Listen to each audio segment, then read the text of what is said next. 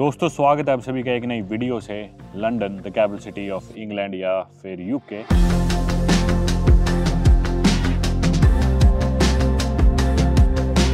अगर आप लोग मेरे मेन चैनल पैसेंजर परमवीर पे मेरी वीडियोस को फॉलो कर रहे हो या मेरी इंस्टाग्राम स्टोरीज देख रहे हो तो आप लोग जानते होंगे कि फ़िलहाल मैं हूँ काफ़ी दिनों से यूके में, लंदन में। आज तारीख है 18 अगस्त 2025 और मैं यहाँ पे लंदन तकरीबन 20 दिन पहले आया था। और आज की वीडियो में मैं बात करने वाला हूँ लंदन में अब तक का मेरा एक्सपीरियंस, यहाँ के मेरे खर्चे, लंदन के प्राइसेस, कॉस्ट ऑफ लिविंग, अभी तक मेरा क्या फीडबैक है इस शहर को लेके, या फिर जो भी फर्स्ट इंप्रेशन, सेकंड इंप्रेशंस, जो भी सारी चीज़ें हमने लंदन शहर की देखी। ट्रेन से कैसे ट्रैवल करा जाए, कितने की ट्रेन टिकट्स पड़ती है, फ्लाइट टिकट्स कितने की पड़ती है, यहाँ पे बसेस कितने की है, यहाँ पे रेंट्स कितने हैं, एज ए टूरिस्ट अगर आप कोई होटल लेते हो वो कितने का है। तो ये सभी एक्सपीरियंसेस मेरे जो अभी तक के पिछले 20 दिनों के लंदन के है वो सारे मैं इस वीडियो में शेयर करने वाला हूँ। वीडियो की अच्छे से शुरुआत करने के लिए हमें थोड़ा सा लंदन शहर को और यूके को बेहतर समझना होगा। तो इससे पहले कि वीडियो शुरुआत करें, सबसे पहले मैं बात करना चाहूंगा कि भी ग्रेट ब्रिटेन क्या है, इंग्लैंड क्या है, यूके क्या है। थोड़ा कंफ्यूजिंग हो जाता है। तो दरअसल यूके एक कंट्री है जिस कंट्री के अंदर कुछ और कंट्रीज भी आती है। जी हाँ, थोड़ा सा कंफ्यूजिंग जरूर लग सकता है। और उन कंट्रीज में से एक है इंग्लैंड, दूसरी है वेल्स जो कि इंग्लैंड के वेस्ट में पड़ती है, तीसरी है स्कॉटलैंड जो कि इंग्लैंड के नॉर्थ में पड़ती है, और नदर्न आयरलैंड। अब जो आयरलैंड देश है वो यूके का पार्ट नहीं है, लेकिन आयरलैंड देश का कुछ पार्ट है जिसे नदर्न आयरलैंड बोला जाता है, वो यूके के अंडर आता है। लेकिन नदर्न आयरलैंड एक कोई खुद अपने आप में सोवरेन कंट्री नहीं है। अब जो लंदन शहर है ना, लंदन शहर में खुद में भी खूब सारे एयरपोर्ट्स है, मतलब 4-5 तो इनके ऑपरेशनल एयरपोर्ट्स है अभी फिलहाल के टाइम। कुछ ऐसे जो भी नॉन ऑपरेशनल है या फिर काम नहीं कर रहे, जैसे कि हीथ्रो एयरपोर्ट हो गया जो इनका सबसे बिजीएस्ट एयरपोर्ट है। उसके अलावा भी कई सारे हैं, Gatwick, Stansted, London city airport, south and, फिर आगे ऊपर ल्यूटन वगैरह कई एयरपोर्ट्स है भाई यहाँ पे। ट्रेन स्टेशन की बात करें तो लंदन शहर में ट्रेन्स भी खूब है। अब रेलवेज की जो डिस्कवरी हुई थी इधर ही हुई थी, ग्रेट ब्रिटेन में ही। तो इनका ट्रेन सिस्टम ना काफी अच्छा है यूके का। आपको यहाँ से लंदन से स्कॉटलैंड जाना हो, एडिनबरा जाना हो, ग्लासगो जाना हो, सारी ट्रेन की कनेक्टिविटी है। लंदन से आपको वेस्ट में जाना हो, वेल्स में, कार्डिफ जाना हो, कहीं जाना हो और शहरों में जाना हो, ट्रेन की कनेक्टिविटी पूरी है, कोई परेशानी नहीं आती। और लंदन शहर में खूब सारे ट्रेन स्टेशन भी है। अब इनके सबसे बिजीएस्ट ट्रेन स्टेशन की हम बात करें तो शायद लिवरपूल स्ट्रीट सबसे बिजीएस्ट होगा। उसके बाद पैडिंगटन स्टेशन है, काफ़ी बिजी है, यही नज़दीक ही है जिधर मैं बैठा हूँ। इधर से बताऊंगा किधर बैठा हूँ, किस लिए बैठा हूँ, पर पहले थोड़ा सा शहर को समझा दूँ ताकि आप वीडियो अच्छे से समझ पाओ। फिर और भी कई स्टेशन है, जैसे कि यूस्टन स्टेशन हो गया, किंग्स क्रॉस हो गया, ये मतलब इनके मेन स्टेशन ही है सारे। टोटनहम कोर्ट रोड हो गया, इस तरह के काफी सारे ट्रेन स्टेशन है जिधर से आप ट्रेन पकड़ सकते हो आसपास कहीं भी जाने के लिए। वेस्ट में जाना हो तो आप पैडिंगटन से पकड़ सकते हो, नॉर्थ में जाना हो तो किंग्स क्रॉस से पकड़ सकते हो। ऐसे ऐसे मतलब शहर में कौन सी जगह स्टेशन लोकेटेड है, नॉर्थ ईस्ट, वेस्ट या साउथ, उस पर डिपेंड करते हुए आप उस डायरेक्शन में जाने वाले शहरों की या देशों की ट्रेन ले सकते हो। अब भाई आ जाते हैं कि भाई लंदन में कब आया, कितने दिन हो गए, मैंने अब तक क्या करा और मैं कहाँ बैठा हूँ। मैं आया था भाई लंदन 31 जुलाई 2025 को। आज डेट है 18 अगस्त 2025, यानी कि 19 दिन के करीब मेरे को लंदन आए हो चुके हैं। फिलहाल मैं कहाँ बैठा हूँ, मैं बैठा हूँ फिलहाल हाइड पार्क करके एक जगह है लंदन शहर में, मशहूर जगह है, काफ़ी बड़ा पार्क है। लंदन में काफ़ी सारे पार्क्स है वैसे, उन्हीं पार्क्स में से एक पैडिंगटन स्टेशन जो इनका सेकंड मोस्ट शायद सबसे बिजीएस्ट ट्रेन स्टेशन है, उसके नज़दीक ये हाइड पार्क है। और पहले दिन जब मैं लंदन आया था मैं इनके बिजीएस्ट एयरपोर्ट हीथ्रो पे ही लैंड हुआ था। हीथ्रो से फिर मैं ट्रेन लेके पहुंचा था इधर पैडिंगटन स्टेशन, और पैडिंगटन स्टेशन से सबसे पहली चीज़ जो मैंने लंदन में देखी थी ना वही हाइड पार्क ही था। और लंदन में मैंने कोई वीडियो बनाई नहीं अभी तक मेरे मेन चैनल के लिए, क्योंकि अभी तक मैं इस शहर को एब्जॉर्ब कर रहा था। अब पूरी दुनिया ट्रैवल करता हूँ, बहुत सारे देश ऐसे होते हैं जो जल्दबाजी में हो जाते हैं, बहुत सारी सिटीज़ ऐसी होती है जिधर मैं ज़्यादा दिन बिता नहीं पाता, लेकिन कुछ जगह ऐसी है जिनकी देखा जाए तो काफ़ी ज़्यादा इंपॉर्टेंस है। काफ़ी बड़ी सिटीज़ है, पॉपुलर सिटीज़ है, जिसमें न्यूयॉर्क हुई, लंदन हुई, पेरिस हुआ, अपना दिल्ली हुआ, मेलबर्न हुआ, सिडनी हुआ। तो इस तरह के जितने भी बड़े शहर हैं ना, मेरी कोशिश रहती है कि इन शहरों में जाके मैं एक लोकल की तरह या फिर एक टूरिस्ट की तरह ही मैं इन शहरों में वक्त बिताऊं, मैं इन शहरों में रहूं, इन शहरों का लाइफस्टाइल देखूं। ये एक पार्ट है मेरी ट्रैवलिंग का जिसमें मुझे काफ़ी मज़ा आता है। तो इंस्टेड कि मैं लंदन लैंड हुआ, लंदन की वीडियोस बना के अब मैं निकल गया कार्डिफ, अब मैं निकल गया स्कॉटलैंड, मैंने डिसाइड करा नहीं, मैं 1 महीना लंदन शहर में रहूँगा, मैं इस शहर को जानूंगा। सेम चीज़ मैंने और शहरों में भी करी है, बड़े शहरों में। पेरिस की मेरे चैनल पे शायद ही कोई एक वीडियो होगी, पर जितना मैं पेरिस रहा हूँ मैंने कुछ नहीं दिखाया। जितना मैं न्यूयॉर्क रहा हूँ उसके कंपैरिजन में मैंने वीडियोस के माध्यम से कुछ भी नहीं दिखाया। कुछ ऐसा ही लंदन में हुआ। अभी पिछले 20 दिनों में जो मैंने देखा, एक तो ये देखा कि इधर का मौसम बहुत अनप्रिडिक्टेबल है। जस्ट अभी धूप थी, धूप चली गई, लेकिन फॉर्चुनेटली जितने दिन से मैं आया हूँ वेदर अच्छा रहा है। आमतौर पे क्या होता है, एक कहावत है कि अगर आपको लंदन का वेदर पसंद नहीं है तो आप बस 5 मिनट इंतजार करो, मौसम बदल जाएगा। और ऐसा ही होता है, कभी भी बारिश शुरू हो जाती है, कभी बारिश रुक जाती है। ज़्यादातर यहाँ पे बारिश ही होती रहती है पूरा दिन। लेकिन इस महीने काफ़ी गर्मी रही। यहाँ के लोकल्स का कहना है कि याद ही नहीं कि इतनी धूप लास्ट टाइम कब पड़ी थी। और इन गोरे लोगों को धूप का बहुत शौक है, इनको टैनिंग कराने का बहुत शौक है। यहाँ पे जगह जगह आपको मार्केट्स में दुकानें दिखेंगी टैनिंग की, जहाँ पे पैसे देते हैं लोग टैन होने के लिए, डार्क होने के लिए। तो ये लोग धूप बहुत पसंद करते हैं। अब जैसे आज मंडे का दिन है और ये सेम वीडियो बनाने में दूसरी बार आया हूँ, आप लोग मानोगे नहीं। मंडे का दिन है, लोग ऑफिस में, आज ये पार्क खाली पड़ा है, आप देख सकते हो, ज़्यादा भीड़ वगैरह है नहीं। कल यहाँ पे संडे था, इसी पार्क में, हाइड पार्क में, बड़ा पार्क है वैसे। संडे को मैं यहाँ पे वीडियो बनाने आया था शाम के समय। ऐसे खूबसूरत नज़ारे थे, आप स्क्रीन पे बी रोल्स देख सकते हो। लोग वॉलीबॉल खेल रहे हैं नेट लगा के, सूरज डूबता हुआ दिखने लग रहा है। दिन काफी लंबे होते हैं इन दिनों, क्योंकि गर्मियों का समय है। सर्दियों में दिन बहुत छोटे होते हैं, 3-4 बजे अंधेरा हो जाता है। लेकिन गर्मियों में रात को 9 बजे तक चांदना रहता है, 9 बजे जाके अंधेरा होता है इन दिनों की मैं बात करूँ तो कल मैं यहाँ पे 6-7 बजे आ गया था, ये नज़ारे देख रहा था। पार्क में आप देख रहे हो लोग कैसे घूम रहे हैं, बढ़िया खूबसूरत नज़ारे, ये सब मैं ऑब्जर्व कर रहा था। और कई बार आ चुका हूँ मैं इधर हाइड पार्क, और उसी समय मैं ये वीडियो रिकॉर्ड करने लग रहा था। वीडियो की रिकॉर्डिंग मैंने स्टार्ट भी कर दी थी, काफ़ी हद तक मैं वीडियो बना भी चुका था। पर अनफॉर्चुनेटली क्या हुआ कि मेरे सामने से कोई इंडियन कपल गुजर रहा था, उन्होंने देखा मैं वीडियो बना रहा हूँ, उन्होंने मेरे से आगे पूछा कि भी मैं लाइव तो नहीं हूँ। जब मैंने मना करा तो बोले अच्छा नॉर्मल वीडियो तो कोई नहीं, हम बैठ जाते हैं। तो वो यहाँ पे बैठ गए और मेरे को जगह रिकमेंड करे गए, यहाँ जाओ वहाँ जाओ। तो बस उस बातचीत में अंधेरा ही हो गया और मेरी वीडियो नहीं बन पाई। इसलिए आज मैं यहाँ पे दोबारा आया हूँ। और मंडे का दिन है तो लोग अभी ऑफिस में, वर्किंग आवर्स है, अभी 5 भी नहीं बजे, 4:30 बजे है। लेकिन जो लोग छुट्टी पे है या फिर जिनके पास नौकरी नहीं है, शायद वो सभी लोग इधर पार्क में भी आराम करने लग रहे हैं। और हाइड पार्क पहुंचने के लिए आप या तो पैडिंगटन स्टेशन से पैदल आ जाओ, 10 मिनट का 15 मिनट का मुश्किल से रास्ता है, या फिर यहाँ पे मार्बल आर्च स्टेशन है, सेंट्रल लाइन पड़ती है लंदन अंडरग्राउंड की।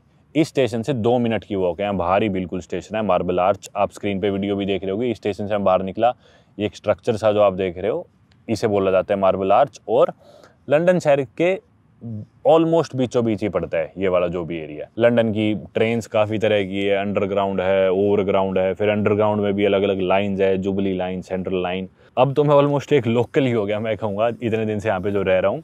तो अब बेसिकली मैंने आपको बता दिया लंदन शहर क्या है, हाइड पार्क क्या है, यूके क्या है, ग्रेट ब्रिटेन क्या है। अब हम शुरुआत कर सकते हैं बात करने की लंदन में मेरे एक्सपीरियंस को लेकर। 20 दिन हो गए मुझे यहाँ पे, कोई वीडियोज़ नहीं बनाई।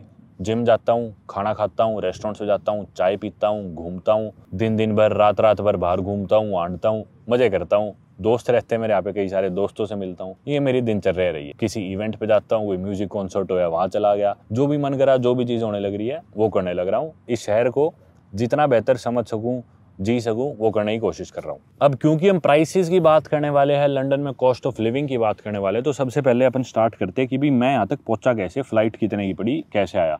तो दिल्ली एयरपोर्ट से मैंने फ़्लाइट ली थी कतर एयरवेज़ की, जो कि दोहा में जिसका लेओवर था कुछ घंटे का, और उसके बाद मैं हीथ्रो एयरपोर्ट पे उतर गया था। फ़्लाइट की कीमत कोई ज़्यादा नहीं थी, 25-30 हज़ार ही थी, क्योंकि इन दिनों वहाँ से ईस्ट से अगर आप वेस्ट आते हो तो फ़्लाइट्स इतनी महंगी नहीं मिलती, क्योंकि ये सारे लोग छुट्टियां मनाने आमतौर पे ईस्ट में, एशिया साइड जा रहे होते हैं। तो अब यहाँ से अगर मैं इंडिया जाऊँगा तुरंत, तो वो फ्लाइट शायद थोड़ी महंगी पड़े, पर इंडिया से आने की सस्ती थी। 25-30 हज़ार में मेरी एक तरफ की फ़्लाइट हो गई थी। हीथ्रो एयरपोर्ट लैंड हुआ, लैंड होती मैं कहाँ गया, लैंड होते ही यहाँ पे दरअसल मेरे लंदन शहर में काफ़ी दोस्त रहते हैं, और मेरा कज़न भी रहता है यहाँ पे। दोस्त कैसे रहते हैं कि ये ना ब्रिटिश लोग घूमते बहुत है, मतलब आपने कहावत भी सुनी होगी, the sun never sets in the British empire. एक समय था जब दुनिया की 1/4 पॉपुलेशन और 1/4 एरिया पे ही ब्रिटिश एम्पायर का राज था, और यही कारण है कि आज के दिन मोस्टली दुनिया अंग्रेजी ज़बान बोलती है। और ट्रैवल करते हुए भी मेरे काफ़ी दोस्त बने इंग्लैंड के, क्योंकि ये लोग घूमते बहुत है। तो कई देशों में मैं यहाँ के लोगों से मिला था, जिनसे यहाँ पे दोबारा मुलाकात हुई।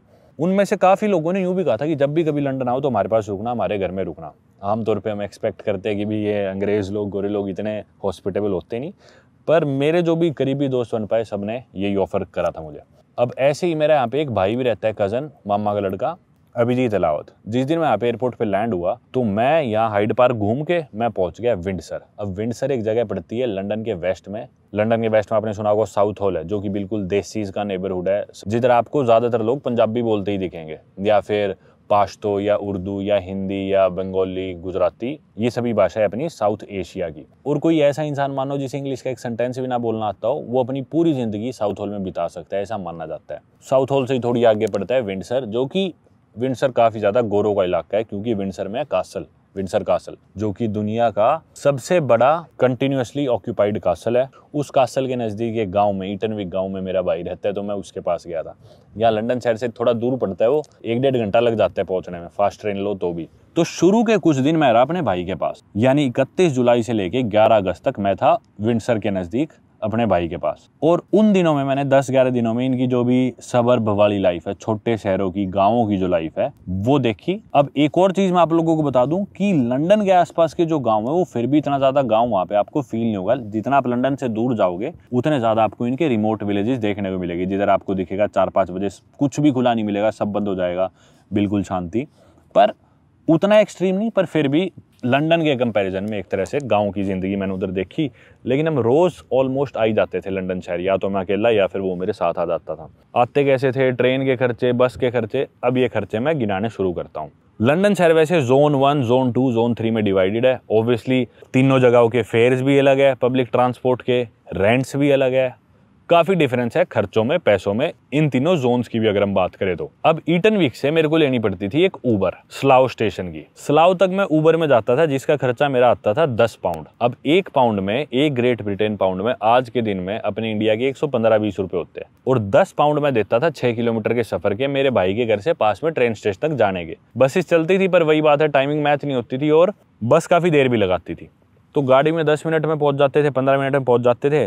खर्चा आता था 1200-1300 रुपए एक साइड का ट्रेन स्टेशन तक जाने का सिर्फ। उसके बाद मैं ट्रेन की टिकट लेता था। अगर फास्ट ट्रेन की टिकट लिया मैंने तो वो आती थी 17 पाउंड की, यानी कि अपने भारतीय 2000 रुपए की एक तरफ की, विंडसर से यहाँ 20 मिनट दूर लंदन आने की। वापसी जाने की अलग है 17 पाउंड। तो मान लो 6000 रुपए रोज के मेरे। अगर मैं टैक्सी लेके अपने भाई के घर से स्लाव स्टेशन गया हूँ, स्लाव स्टेशन से मैं इनकी फास्ट ट्रेन लेके लंदन शहर आया हूँ और रात को वापस उसी ट्रेन में और उसी तरह टैक्सी में वापस मेरे भाई के घर गया हूँ, तो मेरा खर्चा आता था 55 पाउंड के करीब। 6000 से थोड़ा ज्यादा ही मान लो। अभी इसमें खाना नहीं आया, अगर मैंने बाहर कुछ खाना खाया, यहाँ पे मैंने लोकल कोई बस ली है, यहाँ पे जो मैंने लोकल ट्रेन ली है, या यहाँ पे ऊबर लेनी पड़ेगी, वो खर्चे नहीं है। सिर्फ उसके घर से लंदन शहर आने जाने का 6000 रुपए खर्चा। आप लोग सोच रहे हो बहुत ज्यादा है, पर हाँ कुछ ऐसे ही हालात है लंदन शहर में खर्चों के। इतने पैसे तो लगते ही थे, पर साथ में टाइम भी बहुत लग जाता था। मतलब एक तरफ का ट्रिप मेरा 1 घंटे से ज्यादा का ही पड़ता था। कभी कभी ऐसा होता था मैं फास्ट ट्रेन नहीं लेता था, मैं नॉर्मल एलिजाबेथ एक्सप्रेस लेता था, उसमें खर्चा कम आता था। उसमें 17 पाउंड नहीं लगते थे, उसमें लगते थे 6-7 पाउंड के करीब। उसमें 2000 की जगह मान लो 800-900 रुपए लगते थे मेरे। तो अगर स्लो वाली ट्रेन से आया हूँ तो मेरा खर्चा दिन का पड़ता था मान लो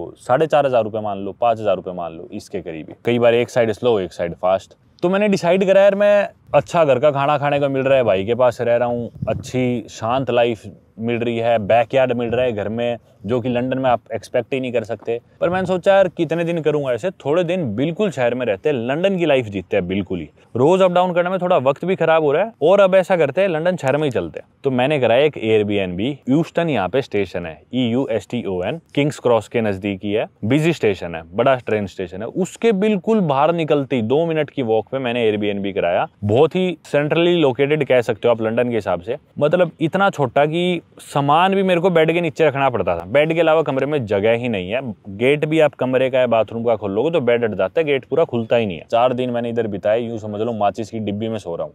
बिल्कुल ही ऐसे घुटन में लगता था। मेरी जिंदगी का सेकंड सबसे छोटा कमरा है। मैं पता नहीं कितने एयरबीएनबीज, होटल्स में, कमरों में, हॉस्टल्स में रुका हूँ, सेकंड सबसे छोटा है। सबसे छोटा हांगकांग वाला था, जो मैं पिछले साल हांगकांग में रुका था, लेकिन वहाँ मेरे को एक ही रात बितानी थी।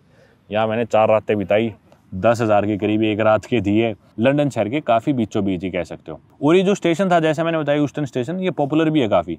मैं एक दिन स्टेशन पे गया तो स्टेशन पे नीचे ही एक अपने इंडियन क्रिकेट टीम के क्रिकेटर खड़े। तो वो पता नहीं शायद अपनी ट्रेन तलाश रहे थे, क्या कर रहे थे। मैं क्रिकेट इतना देखता नहीं, पर मेरी नज़र पड़ी, मुझे लगा कि ये शायद क्रिकेटर है अपने कोई, और मैंने ऐसे देख के थोड़ा मुंह फेर लिया। पर मेरे को तब भी लगा भाई अब सही में क्रिकेटर ही है कोई और है। फिर मैंने उनका बैग देखा तो बैग था उनका वही किट थी, SS की किट थी क्रिकेट की। तो मैं समझ गया क्रिकेटर ही है, और हाँ जो मैं सोच रहा हूँ वही है। तो मैंने थोड़ा इतने गूगल करा इंडियन क्रिकेट टीम के क्रिकेटर्स, मेरे को ये पता था ये 2020 के प्लेयर है और बढ़िया बैट्समैन है। तो मैंने वर्ल्ड के टॉप बैट्समैन की लिस्ट देखी 2020 के, तो सेकंड नंबर पे उनका नाम आया तिलक वर्मा। मैंने फोटो मैच करी, देखा रे हाँ ये तो वही है। वो मतलब ट्रेन स्टेशन पे खड़े हैं, अपनी ट्रेन देख रहे हैं, और तकरीबन 15 मिनट वो वहाँ पे खड़े रहे, क्योंकि मैं भी स्टेशन में था, प्लेटफॉर्म बंद था उस समय। तो कई प्लेटफॉर्म्स है वैसे उस स्टेशन पे, कुछ प्लेटफॉर्म्स बंद थे, मेरे को मेरी ट्रेन नहीं मिल रही थी, तो मैं भी बाहर खड़ा हो गया था। तो वो ऐसे तलाश रहे हैं मतलब। लेकिन लंदन में, UK में आप लोग सोचते हो कि भाई क्रिकेट बहुत बड़ी चीज़ है, इन्वेंट इन्होंने करा है, पर लोग ज़्यादा जानते नहीं है, देखते नहीं है। तो कोई इंसान पहचान ही नहीं पाए उन्हें, ना किसी ने गौर करा, वो खड़े रहे। जबकि हालांकि वो इंडिया में होते तो पता नहीं कितनी भीड़ लग जाती। इतना ज़्यादा मैं जानता नहीं उनकी पॉपुलैरिटी के बारे में, पर कोई भी क्रिकेटर जो इंडिया की टीम के लिए खेलता है, अगर वो इंडिया में कहीं भी बाहर पब्लिक में जाएगा तो ऑब्वियसली कितनी भीड़ लग जाएगी। लेकिन ये जो क्रिकेटर है, ये शायद इंग्लैंड की काउंटी क्रिकेट में भी खेलते हैं। वर्ल्ड के सेकंड बेस्ट T20 बैट्समैन है ये। फर्स्ट पे शायद अभिषेक शर्मा थे, सेकंड पे ये थे। पर यहाँ पे लोगों को कोई फ़र्क नहीं। और अच्छी बात भी यार, मतलब अगला इंसान अपना, एक आम इंसान की ज़िंदगी जी सकता है अपनी प्राइवेसी मेंटेन करते हुए, अच्छी बात है। उसके बाद भाई ये था मेरा खर्चा एयरबीएनबी का। लेकिन 15 तारीख को मैं इधर एक मेरे दोस्त के पास मूव कर गया कैनेरी वॉर्फ में। अब कैनेरी वॉर्फ क्या है, यूँ समझ लो इनका गुड़गांव है, इनका बेंगलोर है लंदन का। सारी जितनी भी कॉर्पोरेट बिल्डिंग्स है, कंपनीज है, बड़ी बड़ी हेडक्वार्टर्स, HSBC वगैरह, सबके इधर ही है कैनेरी वॉर्फ में। बहुत शानदार इलाका है, ज़बरदस्त। अब मेरा दोस्त यहाँ पे एक काफ़ी अच्छी कंपनी में, काफ़ी अच्छी पोस्ट पे, तो उसका यहाँ पे मकान खाली पड़ा था। और उसने मेरे को कई सालों से कह रखा था जिस दिन भी लंदन आएगा मेरे पास रुकेगा, कहीं और नहीं रुकना। तो पर मैं भी चाहता था कि भी जब भाई रहता है या फिर मैं खुद अफोर्ड कर सकता हूँ आज के दिन, तो मतलब किसी को क्यों ही बॉदर करा, सबकी अपनी लाइफ है। पर मैं उस दोस्त से मिला एक दिन डिनर पे, तो उसने मेरे को बोला यार वीकेंड पे हम बाहर जा रहे हैं, तू हमारे घर पे ही रहेगा, अगर तुझे शर्म आती है हमारे साथ रहने में तो तू पीछे से रह ले, हम जा रहे हैं। और 15 तारीख को ही वो जा रहे थे। 15 तारीख को ही मेरा चेकआउट था मेरे एयरबीएनबी से। तो मैं चेकआउट करके मेरे दोस्त के घर चला गया। मैं वहाँ पहुंचा, उसके 1 घंटे के बाद मेरा दोस्त निकल गया। और वो 2 कमरे है, उसमें बालकनी है, 2 बाथरूम्स, लिविंग रूम, इतना मैसिव घर कैनेरी वॉर्फ में, शानदार। मतलब उसका किराया ये देख लो आप, 2500 पाउंड है, ग्रेट ब्रिटेन पाउंड। मतलब इंडिया की कन्वर्जन में देखें तो 3 लाख रुपए उस मकान का 1 महीने का किराया। पिछले कुछ दिन से फिर अब मैं वहाँ पे हूँ, 3 दिन हो गए। और अभी आने वाले दिनों में मैं फाइनली जाके मेरी ट्रैवलिंग शुरू करूँगा, वीडियोस बनानी शुरू करूँगा।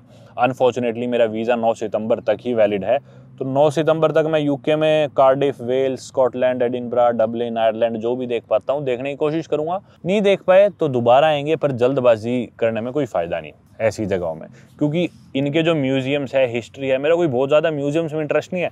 लेकिन क्योंकि इन अंग्रेज़ों ने हमारे ऊपर इतने साल राज करा है और कॉलोनियलिज्म की वजह से हमारी इनके साथ बहुत ज़्यादा शेयर्ड हिस्ट्री है, तो ऐसी जगहों को मैं चाहता हूँ कि ठीक से कवर करा जाए। अगर कवर भी नहीं किया जाए, दिखाई भी ना जाए, तो एटलीस्ट मैं तो खुद से समझूं ऐसी जगहों को। तो ये तो रही अभी तक की मेरी रहने की बात, कहाँ रुका था, कितना खर्चा। और जो मैंने एयरबीएनबी भी ढूंढा था एक रात का 10,000 रुपये, वो चीपेस्ट ही था। उससे सस्ते में आपको अपनी प्राइवेट प्रॉपर्टी नहीं मिलेगी। किसी के घर में एक कमरा मिल जाएगा वो बात अलग है, पर ऐसे अपार्टमेंट या खुद का अटैच्ड प्राइवेट बाथरूम आपको जोन 1 में या लंदन के सेंटर के आसपास नहीं मिलेगा। चलो भाई, अब बात कर लेते और खर्चों की। खाने के खर्चे, यहाँ पे ट्रेन के खर्चे, बसेस के खर्चे, चाय पानी के खर्चे, जिम के खर्चे, डाइट के खर्चे, उन पे आते हैं। अब ऊबर का मैंने आपको बता दिया, कहीं भी आपको जाना होगा 8-10 पाउंड से कम तो लगेंगे ही नहीं। बल्कि ऐसा भी हुआ है कि मैंने 60-60 पाउंड ऊबर के यहाँ पे पे करे हैं। इससे पहले की प्राइसेज में आगे बढ़े, मैं आपको एक किस्सा बताता हूँ। अभी से ठीक 1 हफ्ता पहले, आज 18 तारीख है ना, शायद 12 तारीख की बात है, मैं था यहाँ पे नाइट्सब्रिज एरिया है, उस एरिया में हाफिज़ मुस्तफ़ा की दुकान है। हाफिज़ मुस्तफ़ा एक बेसिकली चेन है, बेकरी है टर्किश मिठाइयों की, बहुत पुरानी, जिसकी ब्रांचेज इस्तांबुल में है और दुबई में है और इधर लंदन में भी है। तो मैं वहाँ पे गया इस एक्सपेक्टेशन से कि भी कुनाफा खा लेंगे या फिर कुछ मिठाई खा लेंगे। कोई इनकी बहुत खास मिठाई नहीं है वैसे, मेरे को हमेशा से ही हाफिज़ मुस्तफ़ा थोड़ा ओवररेटेड लगता है। पर मैं वहाँ गया, मैंने कुनाफा खाया और जब पेमेंट करने लगा, कार्ड जब मैंने टैप करा तो उसकी मशीन पे लिखा है इनसफिशिएंट फंड्स मेरे अकाउंट में, मेरे जो फॉरेक्स कार्ड जो मैं यूज़ करता हूँ पेमेंट्स के लिए इंडिया से बाहर। अब जब लिखा है मेरे कार्ड पे कि भी इनसफिशिएंट फंड्स मेरे अकाउंट में, मैं चौंक गया कि यार ऐसे कैसे हो सकता है। क्योंकि उस वीकेंड से पहले, यानी कि मान लो थर्सडे फ्राइडे को, मैंने उस अकाउंट में 1 लाख रुपए डाले थे। तो मैं यूँ सोच रहा हूँ अगर मैंने 3-4 दिन पहले इसमें 1 लाख रुपए डाले हैं तो ये ख़त्म कैसे हो सकती है। तो हो ही नहीं सकते। मुझे जची नहीं बात, मैंने दूसरे कार्ड से पेमेंट करी, लेकिन उसके तुरंत बाद ही मैंने मेरे कार्ड की स्टेटमेंट देखी, भाई कुछ गड़बड़ तो नहीं हुई। मैंने फाइनली रियलाइज़ करा कि सच में ही पैसे ख़त्म हो चुके, इनसफिशिएंट फंड्स ही है, वो सही दिखा रहा था। फिर मैंने सोचा यार ऐसे कैसे हो गया। मैंने हिसाब लगाया कि अब तक जब तक मैं लंदन आया हूँ मैंने पैसे खर्च कहाँ करे और कितने पैसे खर्च करे। तो मैंने हिसाब लगाना शुरू करा। लंदन आया था मैं 31 तारीख को और ये बात है 12 तारीख की। आप लोग मानो नहीं गए कि जब मैंने टोटल करा, उन पैसों का हिसाब लगाया कि चलो ये 1 लाख तो रुपए खर्च हो गए, लेकिन लंदन आए तो मेरे को 12-13 दिन हो गए। इन 12-13 दिनों में मैंने टोटल कितने पैसे खर्च कर दिए, तो मैंने उसकी स्टेटमेंट देखी। और जबकि अभी तक मेरा रुकना फ्री था शुरू के 11-12 दिन, लेकिन मैं एयरबीएनबी की पेमेंट उस दिन कर चुका था। तो एयरबीएनबी वाले मान लो जितने भी 40-1 हज़ार के करीब कटे होंगे वो अलग है, लेकिन उससे पहले तो रुकना तो मेरा फ्री था। तो मैंने सोचा चलो ये 40 हज़ार खर्च हो गए, बाकी पैसे कहाँ गए। टोटल जो मैंने खर्चा चेक करा मेरे पिछले 12-13 दिनों में कि कितने पैसे खर्च हुए हैं, और उसी खर्चे की वजह से मैं आज की ये वीडियो बनाने लग रहा हूँ आप लोगों से शेयर करने के लिए लंदन शहर के खर्चे। वो खर्चा निकल के आया 12-13 दिनों का तकरीबन 2,25,000 रुपये अपने भारतीय रुपए।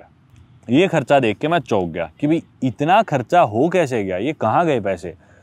तो मैंने जब स्टेटमेंट्स को बारीकी से देखा तो पता चला ऊबर में बहुत खर्चा हुआ है, ट्रेन की टिकटों में बहुत खर्चे हुए। मैं एक दिन पास में बात करके शहर है वेस्ट में, उधर इनकी फास्ट रेल लेके गया था, तो उसकी टिकट ही एक तरफ की 70 पाउंड की थी शायद, जाने आने की कितनी की होगी 140 पाउंड हो गए, जो कि अपने भारतीय 17,000 रुपये हो गए शायद।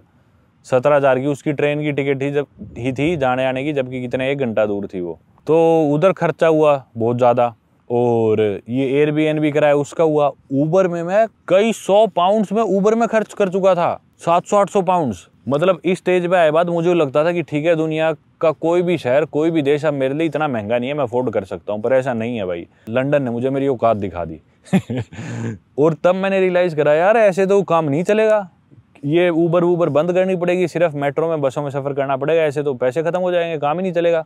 तो फिर तब मैंने डिसाइड करा कि थोड़ा माइंडफुल होना पड़ेगा। और अभी तक जितने भी देशों में मैं गया हूँ, जितने भी शहरों में मैं गया हूँ, इतने कम समय में इतना ज़्यादा खर्चा मेरा आज तक नहीं हुआ।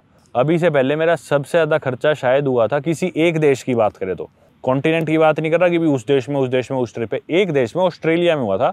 लेकिन ऑस्ट्रेलिया में 40 दिन रहा था और 40 दिनों में मेरा 6.5 लाख के करीब खर्चा हुआ होगा, जिसमें मैंने खुल के खर्चा करा था। कैंपर वैन, सारी एक्टिविटीज़, फलाना ढिमकाना, खुल के खर्चा 40 दिन में कितना है 6-6.5 लाख। तो यानी कि 20 दिन के हिसाब से कितना हो गया वहाँ पे 3 लाख हो गए, और 10 दिन के हिसाब से वहाँ पे 1.5 लाख। लेकिन यहाँ पे तो 10 दिन में मैंने 2.25 लाख खर्च दिए, 12-13 दिन मान लो।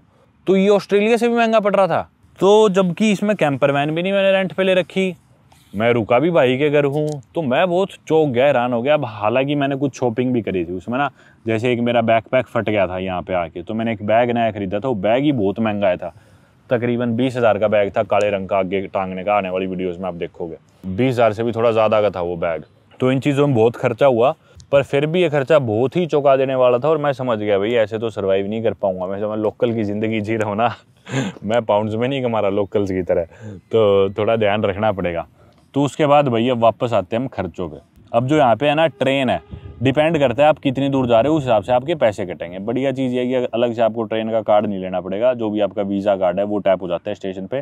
वो डिपेंडिंग अपॉन आप कितनी दूर उतरे हो, कितना डिफरेंस है। आपने आगे ट्रेन चेंज भी कर ली, दूसरी पकड़ ली, फाइनल स्टेशन में जब आप दोबारा कार्ड टैप करोगे तो ये आपका एक फेयर बना के आपके कार्ड से पैसे काट लेगा, वायरलेस होता है। ठीक है, ये तो ट्रेन का खर्चा रहा। आमतौर पर कितना आता है, अगर वो फास्ट ट्रेन नहीं है, नॉर्मल ट्रेन है, इनकी अंडरग्राउंड है, ट्यूब है, इन सभी ट्रेनों का आमतौर पे मेरा डिपेंड करता है कितनी दूर जा रहे हो, पर रोज़ का मेरा 1,000 रुपये तो एक साइड का ही जाता है सच बताऊं तो। मतलब 7-8 स्टेशन भी चले गए ना, तो यूँ मान लो 6-7-8 पाउंड आपके लग जाएंगे उसके एक साइड के, तो वही 1,000 रुपये कट जाते हैं कार्ड से एक तरफ के। नहीं तो 900 मान लो या 800 मान लो, ज़्यादा दूर नहीं भी जा रहे तो एक साइड के। तो ट्रेन भी थोड़ी महंगी पड़ती है यार सच बताऊँ तो, पर ऊबर से तो बहुत सही है। पर तो भाई हाथ जोड़ लिया, अब नहीं लूँगा। और बात करें अगर हम बस सस्ती यहाँ पे, बस की यहाँ पे टिकट पड़ती है। बस में आप कितनी दूर जाओ चाहे, आपके कटेंगे 1 पाउंड 75 पेंस, 1.25 पाउंड मान लो। और वो आधे घंटे तक वैलिड है। अगर आपने आधे घंटे में दोबारा टैप भी कर दिया ना कार्ड, आपने बस चेंज कर ली, कहीं और चढ़ गए, तो आपके और पैसे नहीं कटेंगे, वो उसी के अंडर आएंगे। तो बस सस्ती पड़ती है काफ़ी। अब बात कर लेते हैं बाकी खर्चों की। जैसे कि यहाँ पे मैं चाय बहुत पीता हूँ, मतलब खुद बनाता हूँ वैसे तो, कभी जैसे बाहर पीनी पड़ेगी तो शुरुआत के दिन मैंने चाय पे ही बहुत पैसे खर्च करे भाई। 5 पाउंड की, 4 पाउंड से कम की चाय कहीं नहीं आती यहाँ पे। कुछ भी ले लो, चाय कॉफ़ी, मतलब कमाल के रेट हो रहे यार सही में। 4 पाउंड की, 5 पाउंड की चाय अपने भारतीय 600 रुपये की मीडियम, इतनी सी वो आएगी, 200 ml होती होगी वो, 150-200 ml। ठीक है, चाय इतने की पड़ती है। अब बात करें जिम की, जिम के मैंने जैसे डे पासिस भी लिए, इधर वीकली पासिस भी लिए, 3 दिन के पास भी लिए, सारी तरह की मेंबरशिप मैं ले चुका। मंथली मैंने कोई भी नहीं लिया, क्योंकि पता ही नहीं ना आसपास कौन सा जिम होएगा। जिस दिन जहाँ पे रह रहा हूँ उधर जो जिम नज़दीक है उसकी 3 दिन की मेंबरशिप या 1 हफ्ते की ले लेता हूँ मैं। तो 1 दिन की तो पड़ती है मेंबरशिप इधर 12 पाउंड की, आमतौर पे 13 पाउंड की। कोई सस्ता जिम होगा तो 10 पाउंड मान लो, ठीक है, 1 दिन की। यानी अपने भारतीय 1000 से 1500 रुपये, 1000 तो नहीं है, इंडिया के 1200-1300 रुपये से लेके मान लो 1500 रुपये तक की एक दिन की जिम की मेंबरशिप है। वहीं अगर आप 3 दिन की ले लोगे एक साथ तो वो पड़ती है 20 पाउंड की, ज़्यादातर जिम्स में 20 पाउंड हो गया अपने भारतीय 2100-2200 रुपये 3 दिन की, वो फिर भी ठीक पड़ती है। कुछ जिमों में वीकली है वो 25 पाउंड की है, तो यानी कि 2500 से थोड़े ज़्यादा में आप एक हफ्ते की मेंबरशिप ले लेते हो, वो और भी सही पड़ती है। पर एक आधी बार जैसे मैं किसी और दोस्त के QR कोड से स्कैन करके भी गया हूँ, 24 घंटे मोस्टली जिम्स खुली होती हैं यहाँ पे। और अगर आपको मेंबरशिप लेनी है तो एक चीज़ अच्छी आप ऑनलाइन जाके ले सकते हो, क्योंकि बड़ी बड़ी चेंज है इधर जितने भी जिम्स है, जैसे कि प्योर जिम में गया हूँ मैं, द ग्रुप जिम है, एनी टाइम फिटनेस है, इस तरह के जिम्स यहाँ पे। बस जिम है एक उधर स्लाव में, उसमें जाता था मैं। तो ऑनलाइन उनकी वेबसाइट पे जाके मेंबरशिप लो, वो QR कोड आपको भेज देंगे, ऑनलाइन पेमेंट करो, जिम में जाओ, चाहे किसी टाइम जाओ, स्टाफ उनका ना भी बैठा हो तो भी कोई दिक्कत नहीं है, स्कैनर लगाओ, वो QR कोड स्कैन करो या फिर अपना कोड मैनुअली भरो, आपके लिए गेट खुल जाएगा, एक्सरसाइज करो, निकल जाओ। ये थे जिम के खर्चे भाई। अब बात करते हैं यहाँ पे रेंट्स कितने हैं और खाने का खर्चा कितना आता है। खाने का मतलब देखो, अगर आप सुपरमार्केट से ग्रोसरीज लोगे ना तो इतना महंगा नहीं पड़ेगा, मतलब फिर भी इंडिया के कंपैरिजन में तो काफ़ी पड़ेगा। पानी की बोतल जैसे यहाँ पे 1.5-2 पाउंड की आएगी, अगर आप 1-1.5 लीटर की पानी की बोतल खरीद रहे हो, इंडिया के 200 रुपये से कम की नहीं आएगी। पर अच्छी बात क्या है, टैप वाटर ड्रिंकेबल है, सेफ माना जाता है पूरे लंदन शहर में। कहीं भी आप जो टुंटीम बाथरूम में पानी आ रहा है वही पानी आप पी सकते हो, सेफ है वो, सेफ टू ड्रिंक है। पर मजबूरन लेनी पड़े तो वही आपको सुपरमार्केट में भी 2-2.5 पाउंड की मिलेगी, 1.5 पाउंड की मान लो कोई सस्ती हो तो। अब जैसे कोई यहाँ पे पार्क के बाहर दुकान है, कल मैंने खरीदी थी, ये रही मेरी पानी की बोतल, ये मैंने ली थी 2.5 पाउंड की, 500 ml की पानी की बोतल, 300 रुपये से थोड़ी सी कम की, ये 500 ml पानी की बोतल मजबूरी में कर ली थी। तो ये खर्चे ज़्यादा है, इसलिए बेहतर है कि बैग में अपना खुद का पानी रखो टूटी से भर के, और सुपरमार्केट से सामान लो, अपना खाना बना के खा लो। पर मैं ऐसा कम करता आ रहा हूँ, रेस्टोरेंट्स पे ज़्यादा खा रहा हूँ। मेरा फेवरेट रेस्टोरेंट है चिपोटले, US में मैं बहुत खाता था। चिपोटले काफ़ी हेल्दी और मतलब अपने इंडिया में अपन राजमा चावल खाते हैं ना, उसी टाइप का है। उसमें आप चाहे चिकन डलवा लो ऊपर से, वही है, बुरी तो बोलते हैं उसे, वो खाता हूँ। यहाँ पे 10-11 पाउंड का आता है। US में हालांकि सस्ता था इधर से और क्वांटिटी ज़्यादा थी US में, इधर थोड़ा सा महंगा पड़ता है, पर सबसे सस्ता और सबसे हेल्दी तो मेरे को वही लगा है अभी तक।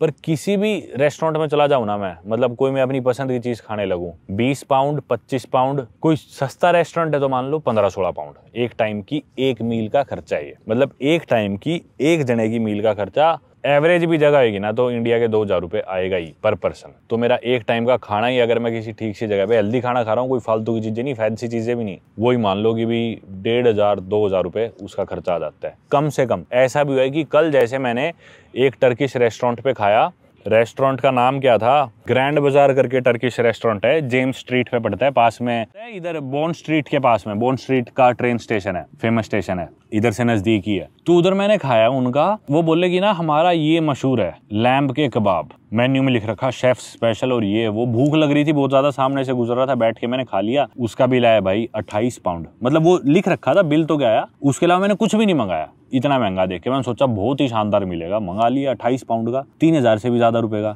टेस्ट बिल्कुल ही बिलो एवरेज। तो भाई कई बार ऐसे भी हो जाता है, रिव्यूज भी सही थे जबकि सब सही था, मतलब 28 पाउंड का 3000 रुपये का एक जने का खाना है जिसमें मेरा पेट भी नहीं भरा। तो कई बार ऐसे हो जाता है, कई बार यूँ होता है कि भी 12-13 पाउंड का किसी पे बढ़िया खाना मिल गया टर्किश रेस्टोरेंट पे, कोई चिकन शीश वगैरह, वो इतना हैवी हो जाता है कि भी यूँ लगता है 2 टाइम का खाना खा लिया। कई बार ऐसे भी हो जाता है, पर देखा जाए तो यूँ मान लो कि भी 1,500-2 हज़ार तो लगेंगे ही भाई, अगर कहीं खाने की सोच लिया है तो एक टाइम के। तो ये परेशानी नहीं है, घर पे बनाओगे तो इससे काफ़ी कम खर्चा आएगा। अब अगर कोई फॉर्मूला होता है जिससे हमें पता चल जाता है कि भाई यहाँ पे रेट इंडिया से कितने गुना ज़्यादा है, तो मैं तो यही कहूँगा कि अगर आप बाहर कहीं खाना खाने जा रहे हो तो यूँ मान लो रेट हर चीज़ के 8 से 10 गुना ज़्यादा है। कि कोई चीज़ आप इंडिया में कहीं खाओगे और यहाँ पे खाओगे, 8 से 10 गुना का फ़र्क है। आप टैक्सी ले रहे हो, 8 से 10 गुना का फ़र्क है। लंदन सेंट्रल एरिया की मैं बात कर रहा हूँ, आसानी से फ़र्क है, इतना आसानी से, ज़्यादा ही हो बेशक, इतना तो है ही। तनख्वाहों की मैं बात करूं तो जितनी यहाँ पे महंगाई होगी ना लंदन में, उतनी तनख्वाहें अब है नहीं। मतलब इधर इन्फ्लेशन इतनी ज़्यादा है, देखा जाए तो महंगाई जिस स्पीड से बढ़ रही है, तनख्वाहें उस स्पीड से, उसकी आधी, उसकी 10% स्पीड से भी नहीं बढ़ रही यहाँ पे, इतना बुरा हाल है। तो यहाँ पे लोकल्स के लिए भी चीज़ें अफोर्ड करनी बहुत मुश्किल हो गई है। लोकल्स भी मूव आउट कर रहे हैं, इधर से यूके से बाहर जाने लग रहे हैं। मैंने खुद भी नोटिस करा था, जब मैं ऑस्ट्रेलिया था, न्यूजीलैंड था, बहुत सारे यूके के लोग आके वहाँ पे बस रहे थे, नौकरियाँ कर रहे थे। तो यही मजबूरी है उनकी, महंगाई इतनी ज़्यादा होगी। मतलब यार वही है, मैं रेंट्स की भी बात करूँ ना, जोन 1 में, ये जो मेन इनका जोन 1 है, इधर मंथली रेंट कोई ठीक ठाक सा अपार्टमेंट होगा 2 जनों के रहने लायक, उसका किराया कितना होगा महीने का? 2000 पाउंड यार। 2000 पाउंड कितने हो जाते हैं? 2-2.25 लाख रुपए अपने इंडिया के रुपए। यहाँ पे इतना सिर्फ रेंट है। जिसमें 2 लोग रह सकते हैं, ऐसे मकान का जोन 1 में। अब उन्हें कमाने कितने पड़ेंगे? अगर 2 जने मिलके 2 लाख रुपए रेंट के लिए ही दे रहे हैं, उसके अलावा उन्हें गुजारा भी करना है, खाना पीना भी खाना है अपना, क्या पता कहीं घूमने भी जाना हो, तो उन दोनों जनों की कंबाइंड इनकम 5 लाख तो होनी चाहिए, तभी तो उनका खर्चा निकलेगा। अब 2 जने मिलके समझ लो 2 लाख रुपए रेंट दे रहे हैं, तो पर बंदे को 1 लाख रुपए। और ये हाल तो तब है जब 2 जने हैं, जो वो रहने के लिए उन्हें दूसरा बंदा कोई मिल गया, अपना दोस्त, कोई गर्लफ्रेंड, बॉयफ्रेंड या कोई भी जानकार जो शेयर कर लेगा। अगर उन्हें अकेले को रहना पड़ेगा तो 2 लाख रुपए कहाँ से कोई अफोर्ड कर लेगा इधर किसी अच्छे मकान की? तो वो कोई छोटे से माचिस के डब्बे में रहेगा, जैसे मेरा वो एयरबीएनबी था, उसका वो महीने का किराया देगा 1.5 लाख रुपए, उसका भी देना पड़ेगा उसे। अब कोई 1500 पाउंड यहाँ पे मकान का किराया दे रहा है, 1.5 लाख रुपए अगर किराया दे रहा है, तो एक्सपेक्ट करेगा उसकी सैलरी भी महीने की 2,500-3 हज़ार पाउंड हो, 2.5-3 लाख पाउंड हो। उतनी सैलरी होने के बावजूद भी आधी सैलरी या उससे ज़्यादा इनकी रेंट में चली जाती है। अब बाकी खर्चे भी है, खाएंगे भी, पिएंगे भी, घूमेंगे भी, कपड़े भी पहनेंगे, वो खर्चे तो सारे अलग रह गए। तो ये लोग बहुत परेशान हो गए, सही बताऊँ ना। तो ये हमारी वाली जो जनरेशन है, सर्वाइव करना इनके लिए मुश्किल हो गया। इन्फ्लेशन इतनी ज़्यादा होगी, महंगाई इतनी होगी, तनख्वाही उस हिसाब से बढ़ी नहीं, खर्चे बहुत ज़्यादा बढ़ गए। तो ये लोग भी बेचारे परेशान ही है। और आप इमेजिन करो, जो पाउंड्स में कमा रहा है उनके लिए जगह इतनी महंगी है। हमारे जैसा कोई इंडियन जो इंडियन रुपीस में कमा के यहाँ पे खर्चेगा, वो कैसे अफोर्ड कर लेगा यार? तो मतलब हमारे लिए तो ये अफोर्ड करना नामुमकिन है, सच बताऊं तो। कोई एक इंसान अपनी इंडिया की तनख्वाह में, एक आम मिडिल क्लास आदमी सोचे कि भी मैं यूके जाके रहूंगा, या फिर किसी का बच्चा यहाँ पे यूके पढ़ता है और वो बच्चा सोचता है कि भी मैं सारा खर्चा इंडिया से मंगवा लूंगा, तो पॉसिबल ही नहीं है भाई। इतने खर्चे आपको पाउंड में ही कमाने पड़ेंगे, पाउंड में ही दिहाड़ी करनी पड़ेगी, तब जाके किस तरह आप जिंदा रह पाओगे। नहीं तो यार सीधा 10 गुना का फर्क है। जितनी हमारी इंडिया में कमाई है या फिर जितने कॉस्ट ऑफ लिविंग है, उससे 10 गुना ज्यादा यहाँ पे कॉस्ट ऑफ लिविंग है। तो इंडिया की सैलरी में यहाँ की कॉस्ट ऑफ लिविंग कैसे अफोर्ड कर लोगे? पॉसिबल ही नहीं है। और यहाँ पे फिर ऐसी नौकरियां नहीं है अब जो इन लोगों को पैसा दे इतना इनके खर्चों के हिसाब से। अब आप लोग हो सकता है यूं सोच रहे हो कि भी चलो मैंने तो वीडियो बना दी, इस वीडियो से मेरे को कमाई भी हो जाएगी, उस कमाई से मैं लंदन एक्सप्लोर कर लूंगा। पर ऐसा नहीं है भाई, जो खर्चे हैं ना इधर लंदन। अब इस वीडियो की मैं बात करूं इस चैनल पे, पहली बात तो उतने मेरे मेन चैनल जितने व्यूज नहीं आते, और ये वीडियोस मैं सिर्फ अपने एक्सपीरियंसेस, अपनी बातें आगे रखने के लिए मैं इस चैनल पे वीडियोस डालता हूं। सच बताऊं तो मैं अगर मेहनत करके मेन चैनल पे वीडियो बनाऊं, उस पर मेरी फिर भी कुछ कमाई आ जाएगी। इस पे कितनी आ जाएगी? मेरे ख्याल से 10,000 रुपये कमा लूंगा इस वीडियो से मैं, अगर इस पे ठीक ठाक व्यूज आ गए तो। लाखों में व्यूज आ गए तो, 1 लाख से ज्यादा आ गए तो, बस 1 मिलियन तो इस पे कभी आ ही नहीं सकते इस चैनल पे। वो कोई ऐसी बात भी नहीं है जो मैं बोल रहा हूँ जो 1 मिलियन लोग सुने। तो ये 10-20 हज़ार रुपये क्या खर्चा है यहाँ पे? सिर्फ एक दिन का मेरा मेट्रो खाने जाने का और खाने का खर्चा हो जाएगा भाई ये तो। तो सिर्फ भाई मैं अपना एक्सपीरियंस बताने के लिए ये वीडियो बनाई। और आज मैं बाल कटाऊंगा। पिछले काफ़ी महीनों से मैंने बाल नहीं कटवाए। लास्ट बाल मैंने रवांडा में कटवाए थे। रवांडा में, हाँ, जनवरी में जब मैं ईस्ट अफ्रीका घूम रहा था। तो रवांडा के बाद से मैंने हेयर कट नहीं कराया, बाल छोटे नहीं करवाए। जनवरी की बात है और अभी अगस्त आ गया, 7 महीने से ये बाल इतने बड़े हो गए, आप लोग देख रहे हो। आज मैं फाइनली ये बाल कटवाऊंगा लंदन में। देखते हैं बाल कितने के कटते, कितना खर्चा आता है मेरे हेयर कट में। इससे पहले जो मैंने सबसे महंगे हेयर कट्स कराया, एक तो कराया था बर्लिन में 55 यूरो का, वही अपने इंडिया के 5,000 रुपये के करीब का था वो उस टाइम के रेट के हिसाब से पिछले साल। न्यूयॉर्क में मैं कराता था, यूएस में टिप देने का कल्चर बहुत ज़्यादा है यार, तो $40 का कराता था, टिप दे के $50 का पड़ता था वहाँ भी। वही इंडिया के 4-5-6 हज़ार रुपये के हेयर कट्स मैंने बहुत कराए इंडिया से बाहर मजबूरी में, क्योंकि इन जगहों पे काफ़ी महंगे। अब इधर भी मैं ढूंढूंगा ना, कोई देसी बंदा अपना मिल जाएगा थोड़ा आउटस्कर्ट में शहर के, जो 20 पाउंड में बाल काट देगा। पर वही है, ढूंढूंगा इतनी देर में इतने ट्रेन के टैक्सी के पैसे लग जाएंगे वहाँ तक पहुँचने में। तो अब जो भी मिलेगा कटवा ही लेंगे। बाकी अभी तक के ये थे भाई मेरे खर्चे लंदन शहर के। ये थी लंदन शहर की कॉस्ट ऑफ लिविंग। अगर मैं इसे कंपेयर करूँ थोड़ा सा न्यूयॉर्क सिटी से थोड़ा सा सिमिलर है।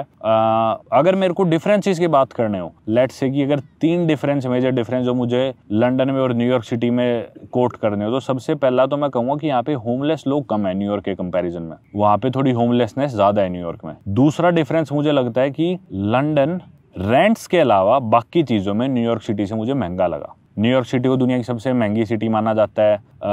न्यूयॉर्क सिटी हुई, टोक्यो हुआ, सिंगापुर हुआ, कोपेनहेगन हुआ, ज्यूरिक हुआ स्विट्जरलैंड में, लंदन हुआ, ये वर्ल्ड की सबसे महंगी सिटीज़ है, सबसे महंगी जगह है। पर मुझे ऐसा लगता है रेंट्स फिर भी न्यूयॉर्क सिटी में लंदन से थोड़े से ज़्यादा होंगे अभी भी, नो डाउट ज़्यादा होंगे वहाँ। लेकिन बाकी चीज़ों में मेरे को लंदन महंगा लगा। खाने का न्यूयॉर्क सिटी में आप $2 की पिज़्ज़ा की स्लाइस ढूंढ सकते हो कहीं भी, हर गली के किनारे पे मिल जाएगी आपको।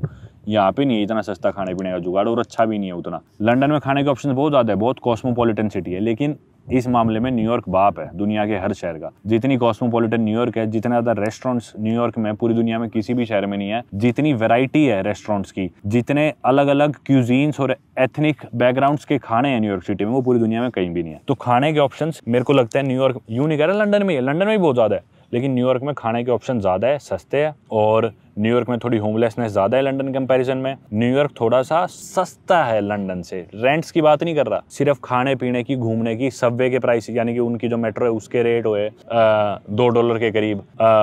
इसके अलावा सस्ता खाना खाना हो तो पिज़्ज़ा वगैरह कुछ भी खा सकते हो, ऑप्शन ज़्यादा है, सस्ता है, क्वांटिटी खाने की ज़्यादा है न्यूयॉर्क में, यूएस में इन जनरल देखा जाए तो ये 3 मेरे को डिफरेंसेस लगे। सेफ्टी वाइज बात करें तो सिमिलर सा लगा, सच बताऊं तो। बहुत ज़्यादा सेफ न्यूयॉर्क भी नहीं है, बहुत ज़्यादा सेफ लंदन भी नहीं है। एक बात जो मेरे को लंदन की अच्छी लगी वो ये है कि भी यहाँ पे लैंग्वेज प्रॉब्लम नहीं है, जो कि ऑब्वियसली न्यूयॉर्क में भी नहीं है, मेलबर्न में भी नहीं है, इंग्लिश स्पीकिंग कंट्रीज में नहीं होती। और क्योंकि मैंने बहुत समय ऐसे देशों में बिताया, अफ्रीका में बिताया, ऐसी जगहों पे बिताया जिधर लोग बिल्कुल भी आपकी जबान नहीं बोलते, तो मैं इस चीज को फॉर ग्रांटेड नहीं लेता कि अगर किसी इंसान को मैं अपनी बात समझा सकता हूँ, उस इंसान की बात सड़क पे समझ सकता हूँ। तो अगर यहाँ पे इंग्लिश बोली जाती है तो एक ये बहुत बड़ा बोनस ही है, प्लस पॉइंट है। ऑब्वियसली ये चीज न्यूयॉर्क सिटी में भी है, मेलबर्न में, सिडनी में, पूरे ऑस्ट्रेलिया में, पूरे यूएस में, पर काफी बड़ा पॉइंट है ये चीज मैक्सिको सिटी में नहीं है, दिल्ली में नहीं है। हाँ, बहुत से लोग इंग्लिश बोलते हैं पर हर इंसान नहीं बोलता। कितने शहर ऐसे हैं जिधर ये चीज़ नहीं है।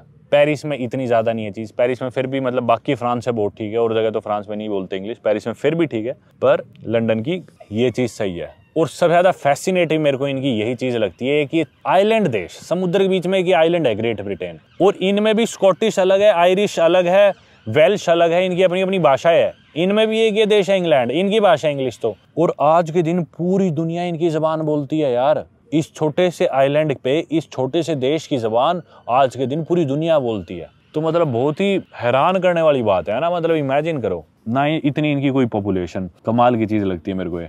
हाँ, बाकी मैंने इतने दिन और क्या करा, बाथ शहर गया था एक दिन, वहाँ पे इनके पुराने वो है रोमन्स के टाइम का बात है वहाँ पे एक नहाने का, वो भी इनने म्यूजियम टाइप बना रखा है, भीड़ सी थी तो लोग ज़्यादातर वो देखने आए थे। इसके अलावा मैं कॉन्सर्ट्स में गया हूँ, एक सोलोमन डीजे है, उस डीजे के यहाँ पे कॉन्सर्ट था, वो भाई साहब गजब। इंस्टाग्राम पे शायद आप लोगों ने स्टोरी भी देखी हो मेरी, सोलोमन डीजे आया था यहाँ पे लंदन ओल्ड नेवल कॉलेज में, जो कि एक यूनेस्को वर्ल्ड हेरिटेज साइट है, वो जगह है ओल्ड नेवल कॉलेज। सामने वो डीजे है, उसकी स्टेज है, और उसके पीछे लंदन की स्काईलाइन है, बिल्डिंग्स है, कैनेरी वॉर्फ की सारी, और आसमान में सनसेट होने लग रहा है, सूरज दिख रहा है, और पीछे की तरफ हम खड़े, सामने स्टेज है, पीछे की तरफ वो ओल्ड नेवल कॉलेज है, उसके मैदान में हम खड़े हैं। तो पीछे एक तरह से बिल्कुल ट्रेडिशनल आर्किटेक्चरल हिस्टोरिकल बिल्डिंग्स, और सामने स्काई स्क्रैपर्स और मॉडर्निटी आपको देखने को मिल रही है। बीच में पानी है क्योंकि थेम्स नदी गुजर रही है, और आसमान में सूरज है, और ऐसा माहौल है भाई, अनरियल, गजब था यार वो इवेंट भी यार, शानदार एक्सपीरियंस था। ये मैं फ्राइडे को गया था, कब की बात है, 8-9 तारीख की बात होगी। फिर उसके बाद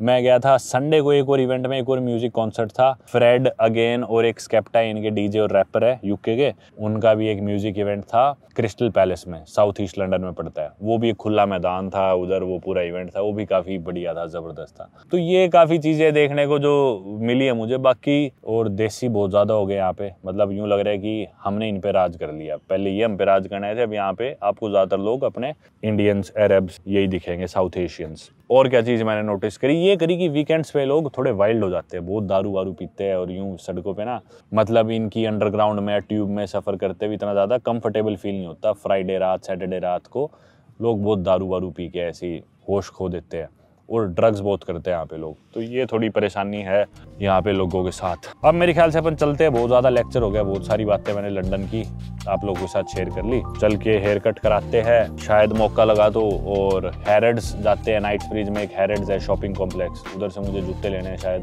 तो जूते ले लेंगे। थोड़ा बहुत आपको दिखा सकूँगा तो इसी वीडियो में दिखाता रहूँगा, अभी नहीं दिखा पाए तो वीडियो ख़त्म कर दूँगा। और कहीं किसी जगह जाते हैं, जूते लेने मेरे को, वो लेंगे, बाल कटवाएंगे। थोड़ी सी भीड़ बढ़ गई है क्योंकि अब 5:30 बज गए, ऑफिस खत्म हो गए लोगों के, तो लोग अब पार्क में आएंगे घूमने, एंजॉय करने। एक आधे लोग क्रिकेट खेलते भी दिख रहे थे, इंडियन ही थे, चले गए शायद अब।